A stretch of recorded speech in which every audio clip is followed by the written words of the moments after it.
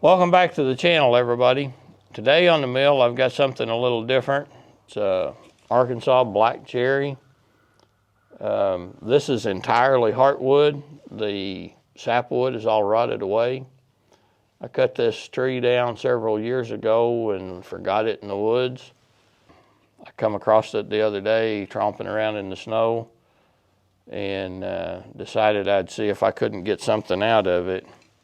I don't know if you can tell by looking, but this wavy grain pattern that you may or may not be able to see runs the entire length of it, the entire length of the log. Not just this log here, but the tree.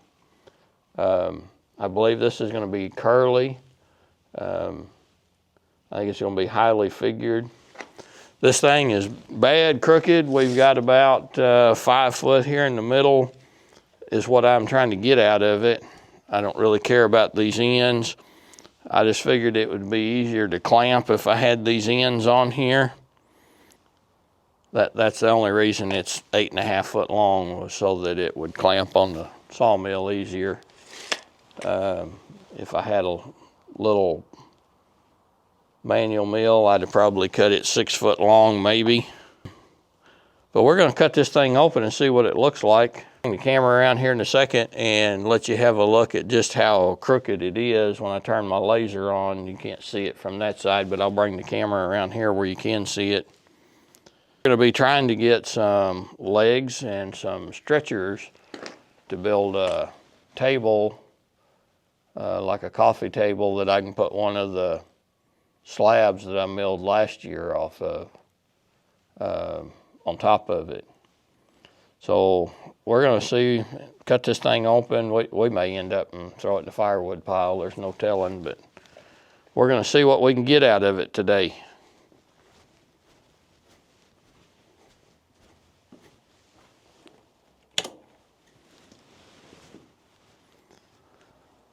So there's how bad it looks when you turn the laser on. So our first slab cut's gonna look something like that. And of course I've got the horns turned up on it at the moment. So yeah, it's gonna be pretty bad on the ends. And if you'll notice, there's about 5 foot of it there in the middle. I don't know if that laser's picking up on this camera or not. It's plain as day in here, like you drew on it with fluorescent paint, but there's a pretty nice chunk there in the middle that's pretty good wood. And like I said, this thing is all heart, so there's no sapwood to have to trim off of it. You know, on cherry, you've got about saw all the sapwood off right off the get-go, or it really tries to pull your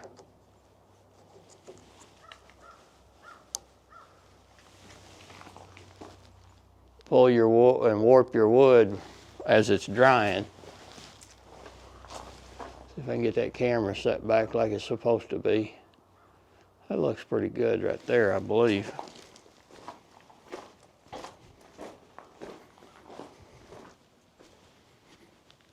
Anyway, we're gonna get this thing clamped down. It's not really clamped down right now.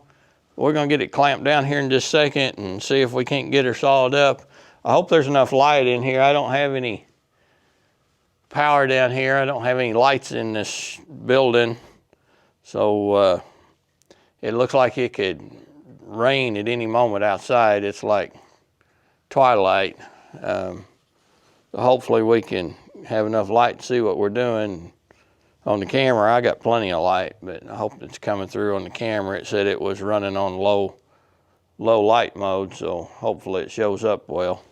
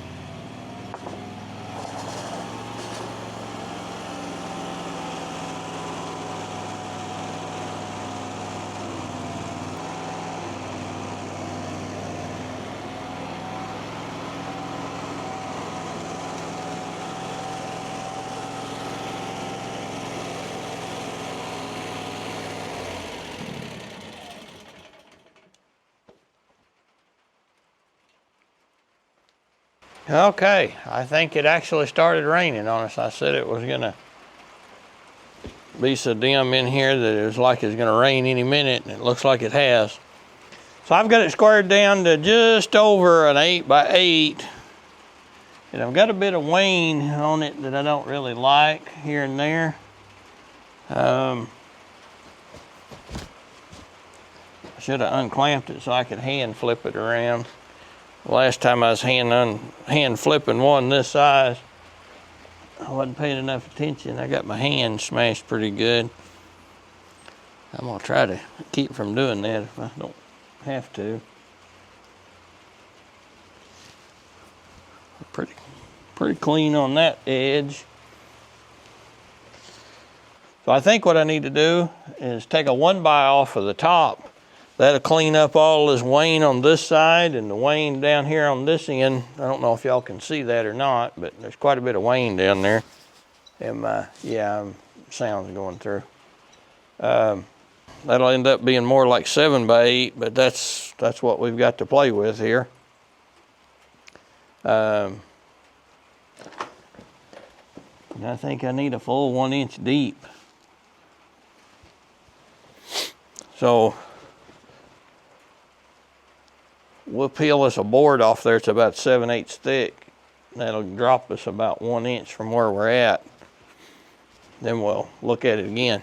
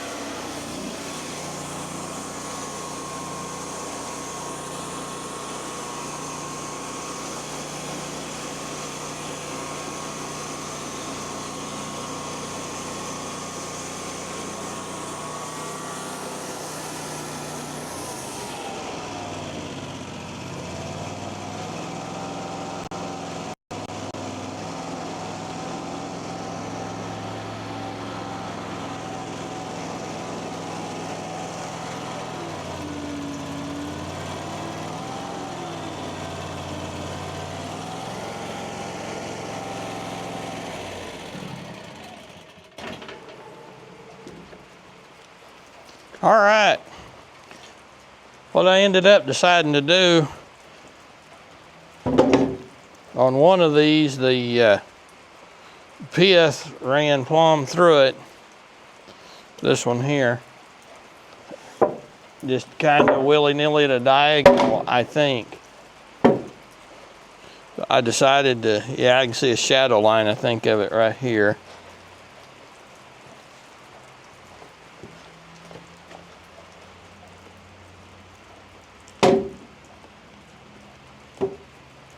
So the pith was right here, just right at this cut line. And on this end, it's right here, 3/8 of an inch from the bottom of this cut. So it's in this 4x4. Where's it at over here? It's in this 4x4 as well, but just barely.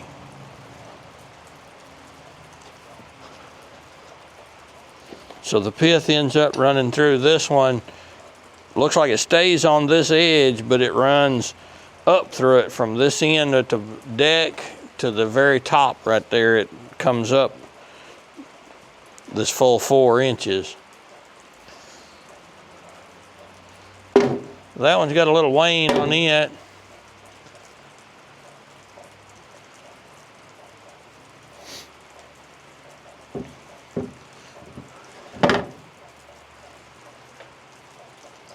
We could make a nice full 2x out of that one. This one's got the knot in it and the pith in it. So the pith is down here and up there, and the knot is over here. So the center of this one's just not going to be very good because this knot is hollow. Surely you can see that on the camera.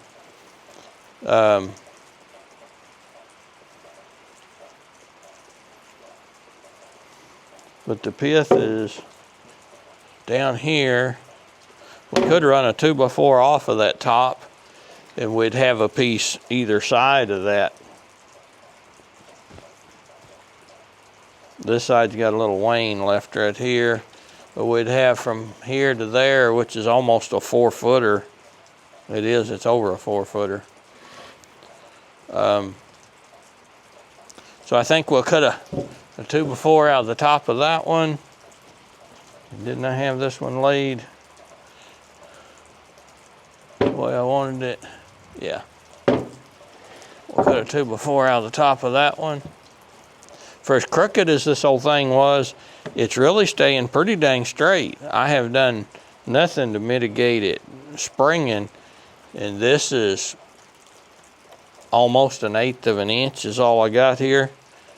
It's 1/8 of an inch gapped, and it's 1/8 of an inch crowned up to me. So I think I'm gonna keep these two as 4x4s just like they are.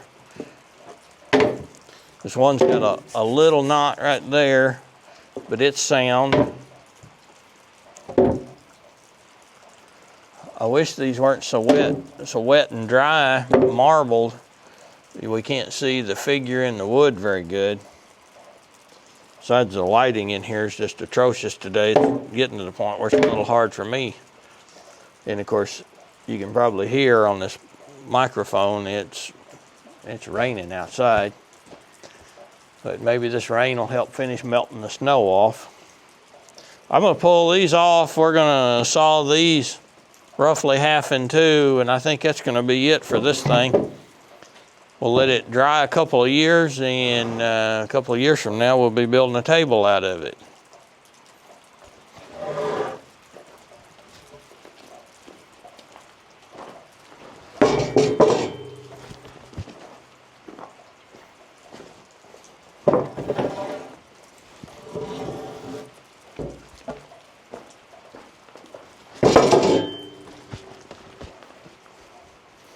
Put my hearing protection back in.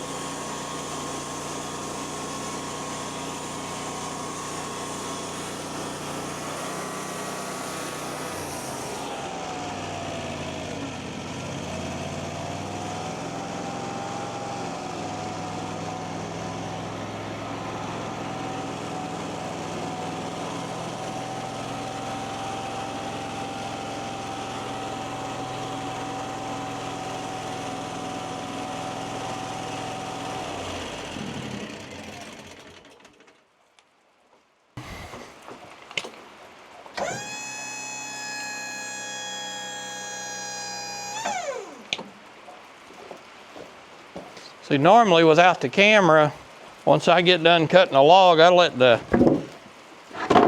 thing sit here and run. That allows the alternator to recharge the battery.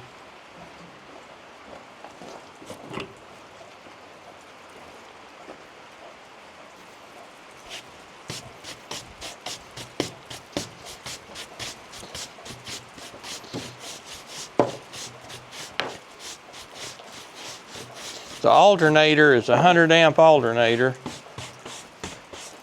The hydraulic motor at times draws over 100 amps, but often draws 80 or 90 amps. But the alternator's not putting that out even when the engine's maximum rev, because the pulley size isn't correct. So even at full operating parameters, you know, like I'm sawing lumber, the alternator's only putting out about 60 amps if the battery's requiring it. Every time you use the log turner, it has to overcome a spring-loaded check valve that ensures that these backstops come up first. And so that's increased hydraulic pressure. So it's working the whole time those are coming up and this is coming up. It's fighting that resistance. And so that one pulls nearly 100 amps every time you roll a log. Raising a log up pulls nearly that. Running the clamp isn't quite so bad. It only pulls about 50 amps. So if you're not leaving the mill running the whole time that you're working on sawing a log, then it'll actually get behind on you. Well, if it were a little less humid out here, I think these 2x4s would dry out pretty quick and they'd start really looking like something. Because they're looking pretty good to my eye right now. I'll get these broomed off. These don't have much sawdust on them, but it affects the ability to see them, to see the grain pattern.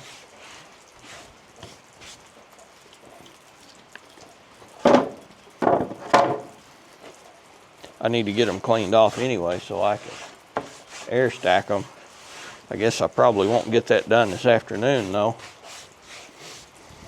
You can see the wavy grain pattern right in here, and this one, it's starting to get dry.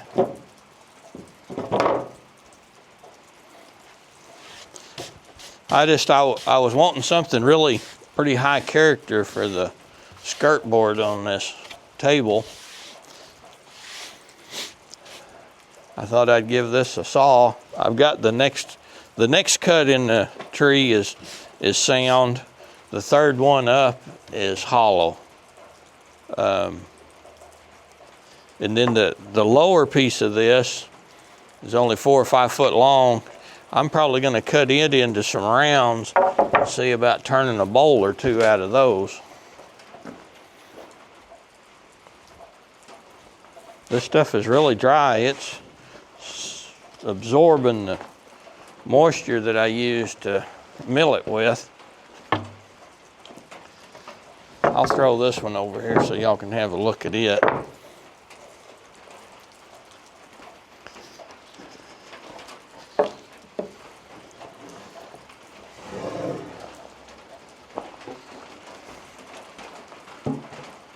Throw these 4x4s back over here.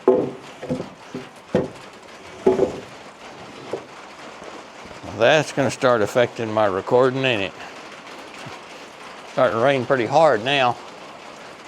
So I have my tractor seats out of the rain. Just barely is though. My backhoe seat isn't though.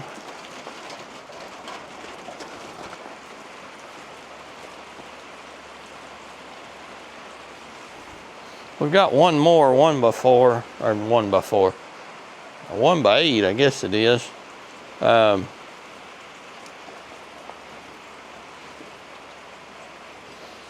This kind of looks like a wind shake, but it's not. There's no gap in there. That's like a sap ring. It's kind of like these rings right here, just a little more of it.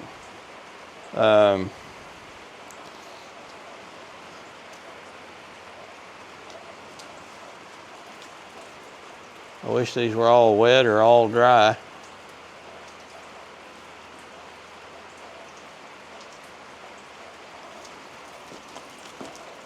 Come around on the other side here.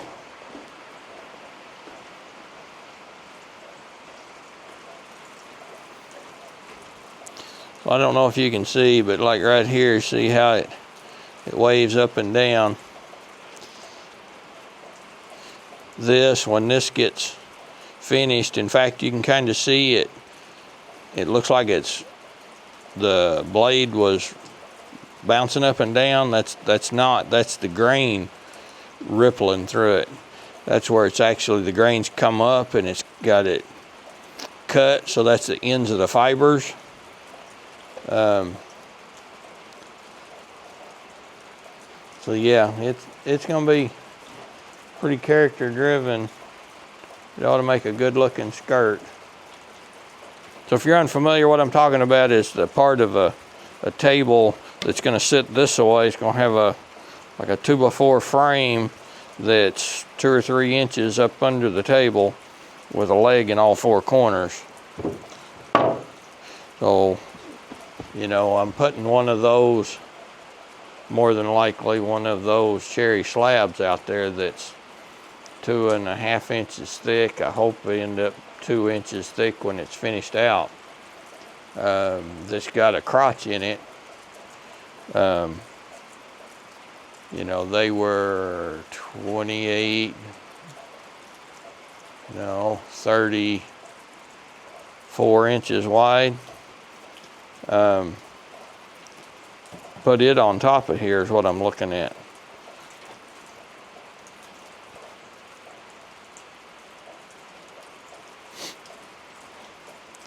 Anyway, that's going to do it for this one. If you like this kind of content, don't forget to like and subscribe. It's supposed to really help the channel out. I don't really know that it does. I've got one video that's not really any different than the others. You can see that wavy pattern going at this direction right here. But I've got one video out there with 500,000 views that isn't really any different than any of the rest of them. I can't tell you how YouTube works. Anyway, that's going to do it for this one. We'll see y'all next time.